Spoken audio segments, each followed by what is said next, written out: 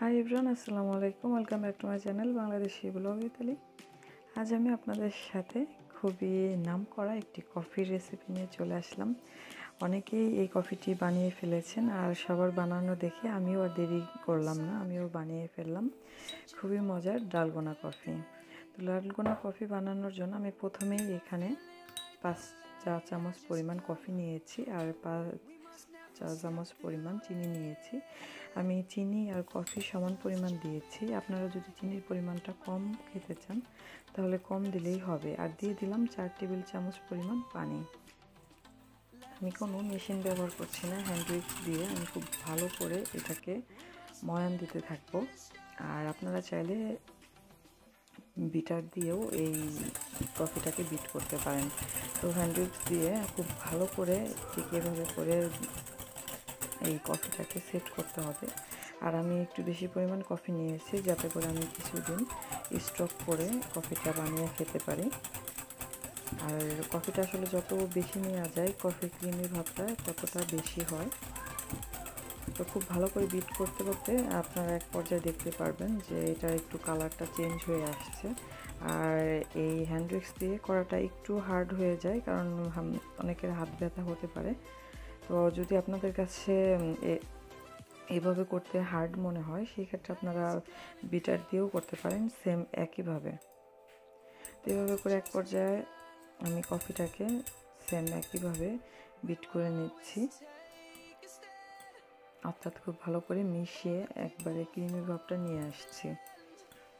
দেখতে পাচ্ছেন এই আমার কফিটা একেবারেই রেডি, কালারটা একেবারে চেঞ্জ হয়ে গেছে। তো অনেকেই যদি ডার্ক পছন্দ করেন তাহলে আরেকটু আগে এটা মেশানোটা বন্ধ করলেই হবে।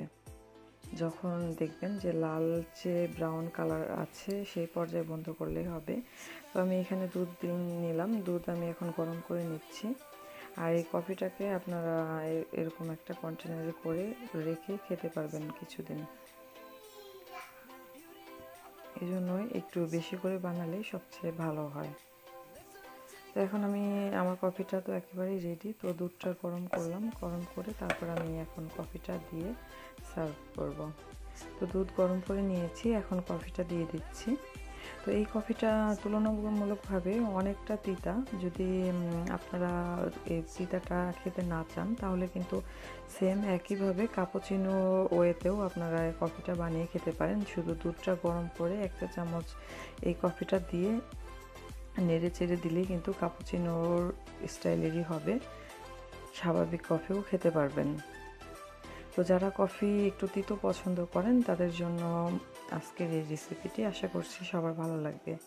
তো ভালো লাগলে লাইক কিন্তু আশাই করছি, আর সেই সাথে কমেন্ট করে আপনাদের মতামত জানাতে পারেন। আর আমার চ্যানেলটি যদি সাবস্ক্রাইব করা না থাকে অবশ্যই আমার চ্যানেলটি সাবস্ক্রাইব করে পাশে থাকার অনুরোধ করছি। আর আমার যে কোনো ভিডিও যদি আপনাদের ভালো লেগে থাকে অবশ্যই আপনাদের ফ্যামিলি এবং ফ্রেন্ডসদের সাথে ভিডিওটি শেয়ার করতে ভুলবেন না। তো বানিয়ে ফেললাম খুবই সহজে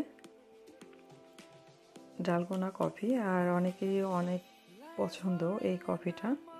যে যেভাবে পছন্দ করে খেতে চান সেভাবে করে বানিয়ে নিতে পারেন।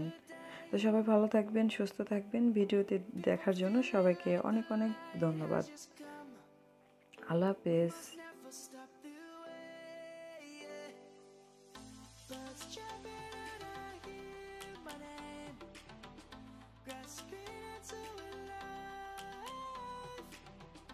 Life is happy but it's so insane. We must merely make a start.